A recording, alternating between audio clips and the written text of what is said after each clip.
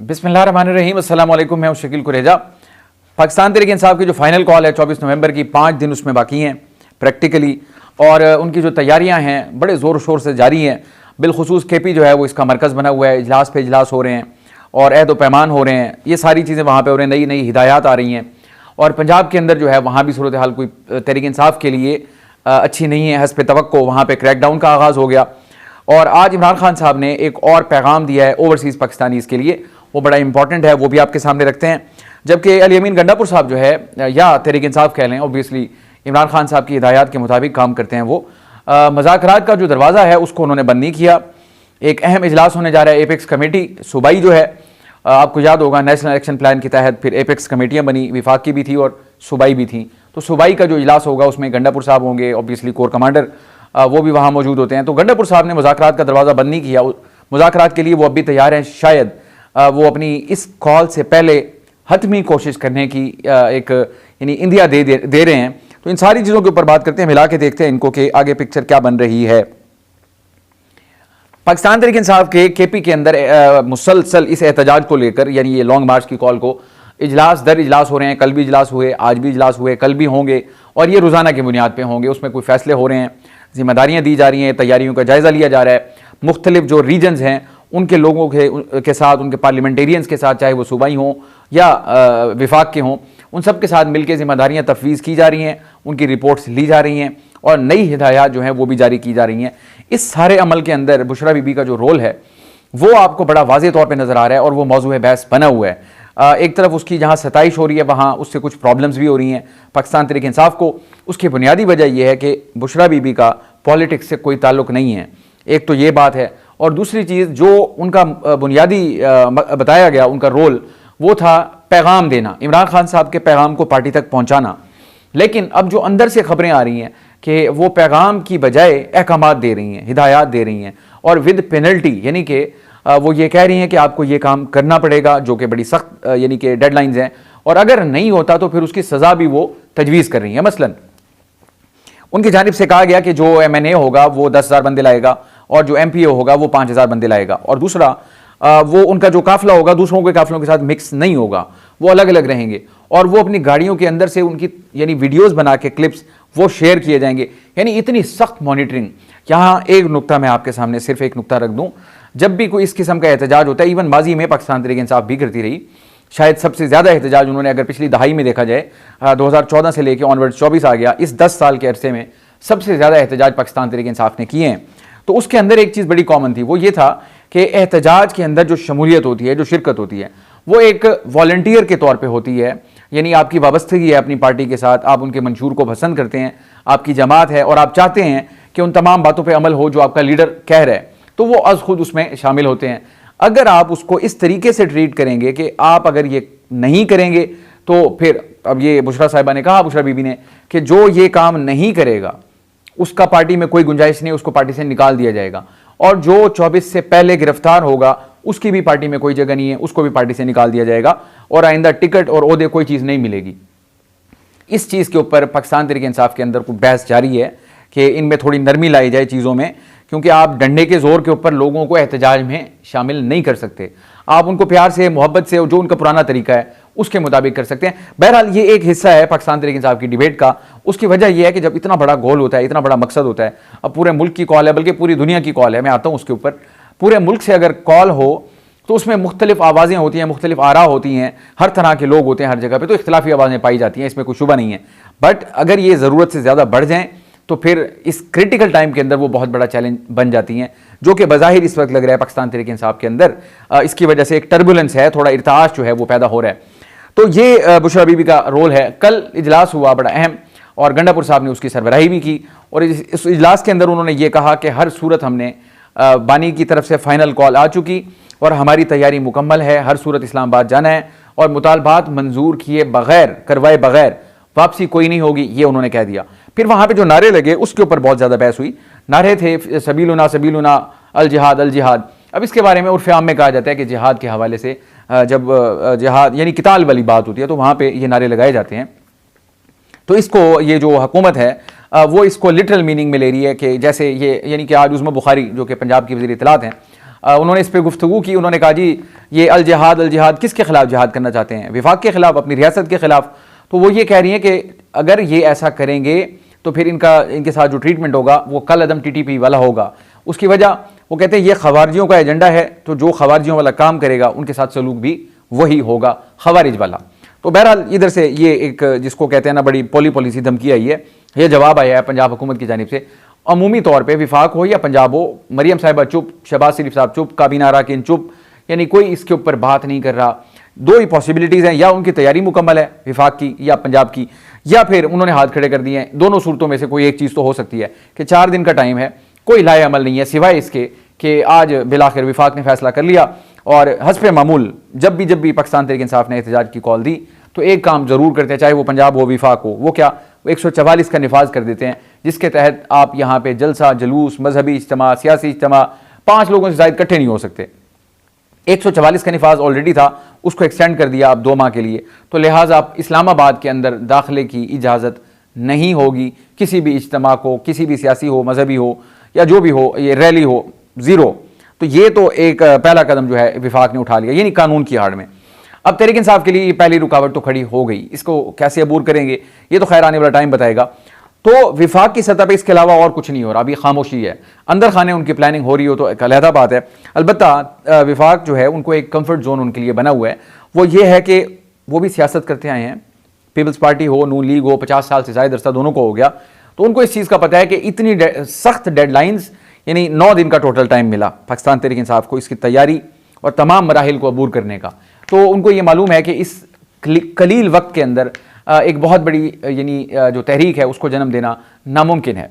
तो ये एक कंफर्ट जोन है। और दूसरी चीज़ जो इनके लिए कंफर्ट जोन बनी हुई है हुकूमत के लिए, वो ये है कि तहरीक इंसाफ के अंदर के जो यानी कि इख्तलाफात सामने आ रहे हैं, कुछ आ रहे हैं कुछ नहीं आ रहे, तो वो ये समझ रहे हैं कि ये भी उनको सर्व करेंगे उनके पर्पज़ को, कि लोग इनके साथ नहीं निकलेंगे। मौसम की शिद्दत है, हुकूमत की सख्तियाँ हैं, दफ़ा 144 का निफाज है, और माजी करीब के जो एहतजाज हैं, जो सूरत हाल उस दौरान डेवलप हुई, ऑब्वियसली कारकुन के लिए ये एक बड़ी परेशान कुन सूरत हाल है। अगर मैं पिछले 2 महीने का अहाता करूँ, मेरा ख्याल है 2 से 3 महीने के अंदर पाकिस्तान तहरीक इंसाफ ने 5-6 मरतबा ये अटैम्प्ट की, और कारकुन ऑब्वियसली थकता भी है, 100 मसाइल होते हैं। फिर अब की कॉल जो है वो तो कह दिया गया है, सरों पे कफन बांध के निकलेंगे, वापस नहीं आएंगे, जनाजे पढ़ लेने घर वाले अगर हम ना आएँ, और ये अहद व पैमान लिए जा रहे हैं कि आपने वापस नहीं आना जब तक आपके मुतालबात मंजूर ना हो। कारकुनान इसमें डेफिनेटली बढ़ चढ़ के शिरकत करते हैं, इसमें कोई शुबा नहीं है, लेकिन सिर्फ कारकुनान से इतनी बड़ी तहरीकें कामयाब नहीं होती। उसके लिए एक अमूमी यानी अवामी जो इज्तिमाअत होते हैं उसकी बड़ी भरपूर शिरकत हो तो जाके वो कामयाब होती हैं। तो अब देखते हैं अवाम पाकिस्तान तहरीक इंसाफ किस तरह उनको मोबिलाइज कर पाती है। अभी तक का जो फोकस है वो सिर्फ इंतज़ामी अमूर के ऊपर है कि अपनी जो पार्टी की लीडरशिप है उनको इस चीज़ पर तैयार किया जाए कि वो आगे वर्कर को तैयार करें, उनको निकालें, फिर उनके लिए इंतजामात करें। तो ये एक बड़ा ही चैलेंजिंग टास्क तहरीक इंसाफ ने ले लिया अपने सपुर्द। देख ले इसमें से वो क्या निकालते हैं। पंजाब की सूरत हाल को अगर देखें, एक बात याद रहे, इस वक्त सबसे बड़ी जो उम्मीद है या तवक्को है पाकिस्तान तहरीक इंसाफ को भी, और हुकूमत का जो खदशा है वो है KP से। पंजाब वहाँ पे मेरा ख्याल सूरत हाल हुकूमत जो है, जो उनके पास डंडा है कानून का, उसका वो भरपूर इस्तेमाल कर रहे हैं। मलिक अहमद बच्चर साहब उन्होंने आज बात की, उन्होंने ये कहा कि पंजाब के अंदर क्रैकडाउन शुरू हो चुका है और 105 के करीब उनके जो लोग हैं उनको यानी कि गिरफ्तार या हिरासत में लिया जा चुका है ऑलरेडी। साथ ही उन्होंने ये कहा कि आगाज़ आपने खुद कर दिया है, ये पंजाब हुकूमत को कह रहे हैं। तो यानी कि एक वार्निंग है, आपने आगाज़ कर दिया है। तो अगर ये इस तरह का क्रैकडाउन होगा लीडरशिप के ऊपर, अगर लीडरशिप पे क्रैकडाउन होता है तो फिर लीडरशिप जिसने बंधे निकालने थे उनके लिए यानी गैप आएगा, प्रॉब्लम होगा। गो के कल इनका हमाद अजहर साहब का भी वीडियो बयान आया, उन्होंने कहा पंजाब के जितने भी हमारे लीडरान हैं, चाहे वो सूबाई हों, कौमी असम्बली के हों या ओहदेदारान हों, उन तमाम लोगों को ज़िम्मेदारियाँ तफवीज़ कर दी गई हैं, उनको हिदायतनामे दे दिए गए और मुतबादिल क़यादत जो है उसका भी बंदोबस्त कर लिया गया है कि अगर जो लीडरशिप मौजूद होगी उसको गिरफ्तार किया जाता है तो उसके बाद कौन करेगा। तो वहाँ अपने तई वो एफर्ट कर रहे हैं, लेकिन असल मामला तब होगा जब वो वहाँ से खड़े होंगे, निकलेंगे, रवां दवा होंगे। ऑब्वियसली इसके लिए एक बड़े लेवल पर ट्रांसपोर्ट चाहिए होती है। 36 अजला हैं पंजाब के, अगर हर ज़िले से मैं कहता हूँ अगर 5-5 हज़ार ज़िले से, मैं कह रहा हूँ 5-5 हज़ार बंदा भी निकले तो उसके लिए ऑब्वियसली ट्रांसपोर्ट चाहिए और ट्रांसपोर्ट के अलावा इंतज़ामात चाहिए। फिर उन लोगों के लिए इस्लामाबाद के अंदर इंतज़ामात चाहिए। तो दाखिला इस्लामाबाद में तो बज़ाहिर बड़ा मुश्किल नज़र आता है पंजाब वालों का, केपी वाला सूरत हाल देखनी होगी, वहाँ क्या बनती है। मैं आता हूँ मुज़ाकरात की तरफ। गंडापुर साहब ने आज, अंसार अब्बासी साहब ने खबर लगाई, उससे पहले भी वो एक खबर लगा चुके हैं मुज़ाकरात के हवाले से कि पाक फ़ौज के जो आला अस्करी ज़राए हैं वो ये कह रहे हैं कि तहरीक इंसाफ से किसी तरह की कोई बातचीत नहीं होगी। उनका मौक़िफ़ वही है जो कि 8 मई को वो दे चुके हैं। फिर इसी तरह पिछले हफ्ते गार्जियन के अंदर, जो बरतानवी बहुत बड़ा एक अखबार है, उसमें भी खबर लगी कि इमरान खान तो मुज़ाकरात के ख़्वाह हैं फ़ौज के साथ, लेकिन फ़ौज ना उनसे मुज़ाकरात चाहती है और ना ही कोई डील के मूड में है, तो ऐसा वो कुछ नहीं कर रहे, उनको वहाँ पे वाज़ेह इनकार है। लेकिन उसके बावजूद गंडापुर साहब हों, इमरान खान साहब हों, वो पुरुमीद हैं और कोशां भी हैं। आज ये जो खबर लगी अंसार अब्बासी साहब की, उसमें उनका ये मौक़िफ़ है कि अब एपेक्स कमेटी का इजलास हो रहा है और उसके अंदर गंडापुर साहब ने ये इंटेंट अपनी शो की है कि वो इमरान खान हो, तहरीक इंसाफ हो और ये जो 24 नवंबर की कॉल है ये हो, इन तीनों चीज़ों के ऊपर आला अस्करी हुकाम के साथ बैठ के, उनके सामने बैठ के बातचीत करने को तैयार हैं। हो सकता है, जिसको लास्ट स्टेज एफर्ट कहा जाता है, कि यानी 4 दिन रह गए आपके एहतजाज के और अगर मुज़ाकरात से एक रास्ता निकलता है तो वो उसके लिए भी तैयार हैं। लेकिन इसमें एक प्रॉब्लम है। अब प्रॉब्लम यह है कि माजी हमें यह बताता है, पाकिस्तान की तारीख जो पॉलिटिकल हिस्ट्री है उसमें जब भी इस किस्म के मुज़ाकरात हुए वो ऐलानिया कभी नहीं होते, वो हमेशा 10 पर्दों के पीछे होते हैं, खुफिया होते हैं और उसको कभी एक्सेप्ट भी नहीं किया जाता। गो के बाद में तारीख उगल देती है सारा कुछ, जो कुछ होता रहा उसमें डिटेल में जाए बगैर। अब गंडापुर साहब ने ये खबर तो बन गई, अंसार अब्बासी साहब ने खबर तो लगा दी। अब बात यह है कि इन्होंने इंटेंट शो की, वो तैयार हैं बात करने के लिए। अब सवाल यह है कि क्या अगली जो फरीक दोम है, क्या वो भी बात करेगा इनसे? अगर तो वो बात करते हैं तो अब कैसे बात करेंगे, जबकि खबर लग चुकी है। गंडापुर साहब ने तो कहा है कि मैं बात करने को तैयार हूं। अगली वाली जो पार्टी है दूसरी, वो कैसे ऐलानिया बात कर सकती है? ये चीज़ें हमेशा खुफी होती हैं। तो ये यानी कि उनकी इंटेंट खबर की शक्ल में सामने आना, मेरा ख्याल है उसने अगर कोई इम्कान था भी तो उसको मादूम किया है। अलबत्ता ये अलहदा बात है, ये देखना होगा कि दूसरी तरफ प्रेशर कितना है, क्योंकि इंटेलिजेंस रिपोर्ट्स तो मौजूद होंगी। पंजाब से कितना बंदा निकल रहा है, केपी से कितना निकल रहा है, और बाकी जो हमारे सूबे हैं दोनों, फिर इसी तरह गिलगित बल्तिस्तान है, कश्मीर है, यानी कि कितना मोमेंटम पाकिस्तान तहरीक इंसाफ जनरेट कर पाएगी। वो अगर प्रेशर बिल्ड होता है तो फिर गुफ्तगू का रास्ता ऑब्वियसली खुल सकता है। और तहरीक इंसाफ का ये प्रेशर डालने का बुनियादी मकसद ये है कि यानी वो मरियम नवाज ने जो कहा था, पावर टॉक्स टू पावर, यानी अपने आप को इस कदर मजबूत बनाओ कि आपके सामने वाला आपको हल्का ना ले, आपसे बात करने पे मजबूर हो, आपकी टर्म्स को कंसीडर करे और फिर कोई दरमियानी रास्ता निकले। तो अब देखते हैं तहरीक इंसाफ इस सारे अमल में किस हद तक कामयाब होती है और इसको कितना स्ट्रेच कर सकती है। इमरान खान साहब की जो कॉल थी, मैं उस पर आ जाऊँ। पैगामात, अलीमा खान साहिबा और अली मोहम्मद खान साहब, उन्होंने आज अडियाला जेल के बाहर गुफ्तगू की। अलीमा खान साहिबा और अली मोहम्मद खान साहब, एक चीज़ दोनों के यानी मैसेज में कॉमन थी कि इमरान खान साहब का पैगाम है ओवरसीज़ पाकिस्तानीज़ जो हैं वो ज़रूर एहतजाज के लिए निकलें और पूरी दुनिया के अंदर ये जो यहाँ वाली फॉर्म 47 की हुकूमत है, जाली हुकूमत, और ये सारा इनको बेनकाब करें। तो ठीक है, एक फैक्ट है, उसमें कोई शुबा नहीं है। हमारे जितने भी ओवरसीज़ पाकिस्तानीज़ दुनिया के किसी भी मुल्क में पाए जाते हों, किसी भी खित्ते में, उनकी एक बड़ी भारी भरकम तादाद जो है वो पाकिस्तान तहरीक इंसाफ की फॉलोअर है, इमरान खान साहब को सपोर्ट करती है, प्यार करती है, फंड्स भी देती है और एहतजाज भी करती है। एहतजाज आप देख लें, वर्ल्ड बैंक के सामने हुआ, IMF के सामने हुआ, अमेरिका में मुजाहिरे हुए, ब्रिटेन में आपके सामने जो कुछ होता है।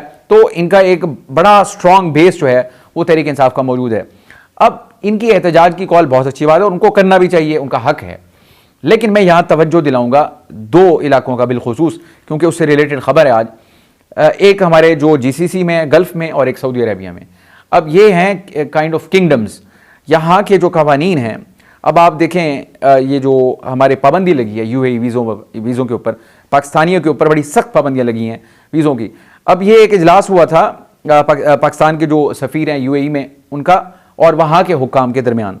जो वहाँ के हुक्काम हैं उन्होंने पाकिस्तान के सामने शिकायतों के अंबार लगा दिए। क्या आपके ये वजूहात हैं जिनकी वजह से हम मजबूर हुए और इस मामले को अपनी काबीना के आगे रखा और वहाँ पे बहस के बाद ये फैसला हुआ कि जी इनके ऊपर पाबंदी लगाई जाए। अब जो वजूहात बताई गई हैं उसमें से एक ये भी है कि सियासी सरगर्मियों में हिस्सा लेना, जलूस, एहतजाज और ये सारा कुछ करना, अब ये वहाँ के कवानीन की खिलाफ वर्जी है, जिसकी वजह से पाकिस्तान की बेइज्जती भी है और आपके लिए भी मसाइल पैदा हो रहे हैं। और उसके साथ जो मजदूर या जो ज़रूरतमंद या जिसको जॉब मिल गई, जो वहाँ पे जाना चाहता है, वो रास्ता भी बंद हो गया। तो आप अपने लिए, मैं दोबारा ये गुजारिश करूँगा, सऊदी अरेबिया हो या सऊदीया का वाक़या आपको याद है मक्का में क्या हुआ था जब PDM-1 की हुकूमत थी, तो यानी कि बड़ा रूह कांप जाती है इंसान के कि किन मकामात के ऊपर किस किस्म की एक्टिविटी हुई जो कि शर्मिंदगी का बाइस भी बनी और ऑब्वियसली उनके लिए प्रॉब्लम का बाइस बनी जो वहाँ पे इसमें मुलविस थे। अब मेरी गुजारिश सिर्फ इतनी है, UAE वाले हों या सऊदी अरबिया वाले हों, सब लोग मेहनत मजदूरी करने गए हैं, उनकी फैमिलीज़ हैं पीछे, अपना मुस्तकबिल दाव पे ना लगाएं, अपनी फैमिलीज़ को मुश्किल में ना डालें और अपने आप को मुश्किल में ना डालें। एहतजाज ज़रूर करें, बिल्कुल करें, इसमें कोई शुबा नहीं है, लेकिन जो उस मुल्क के जो कवानीन हैं उसके ताबे आप अपना एहतजाज करें। चाहे आप एक जगह पे खड़े हो जाएं, प्ले कार्ड्स उठा लें, आपकी जो मुतालबात हैं, मेरा ख्याल है अगर वो अलाउ करते हैं, तो मुझे मालूम नहीं कि उनके कवानीन क्या आपको कहाँ तक अलाउ करते हैं। जिस हद तक वो आपको अलाउ करते हैं उसमें आप मोहतात रहते हुए एहतजाज ज़रूर करें, आपका हक है, आपके लीडर की कॉल है, आपको डेमोन्स्ट्रेशन करनी चाहिए। और इसके साथ ही जो बाकी दीगर वजूहात लिखी वो भी कोई इतनी अच्छी नहीं है। जालसाजी हम करते हैं वहाँ पे और सोशल मीडिया का बड़ा गैर मोहतात इस्तेमाल हो रहा है, यानी ये उनकी कंप्लेंट्स हैं। फिर उसके अलावा जो डॉक्यूमेंट्स हैं उसमें टेम्परिंग हम कर रहे हैं, वो बहुत ज़्यादा सबूत और सारी चीज़ें उन्होंने जब यानी पलंदा इकट्ठा किया, बाद शर्मनाक चीज़ें हैं जिस्म फरोशी में और फिर मंशियात के काम में, ये वो सारी चीज़ें थी जो बुनियाद बनी पाकिस्तानियों के वीज़े की बंदिश की, जो कि UAE की जाते थे। तो अब इस वक्त हमारे लिए बरदर इस्लामी मुल्क हैं, तो वहाँ वो अगर हमारे ऊपर पाबंदी लगा रहे हैं तो फिर बाकी मुल्कों के लिए भी तो एक मिसाल बनेगी। बहरहाल आज के लिए इतना ही। मैं उम्मीद करता हूँ बहुत सारी चीज़ें इसमें से ज़रूरी हैं, बिलखुसूस ओवरसीज़ पाकिस्तानीज़ के लिए, UAE और सऊदी अरबिया से रिलेटेड। अपना ज़रूर ख्याल रखें। आज के लिए इतना ही। आप हमारी वीडियोज़ को लाइक कर सकते हैं, चैनल को ज़रूर सब्सक्राइब करें, अपना फीडबैक कमेंट के ज़रिए आप हमारे साथ शेयर कर सकते हैं। इजाज़त दीजिए, अल्लाह हाफ़िज़।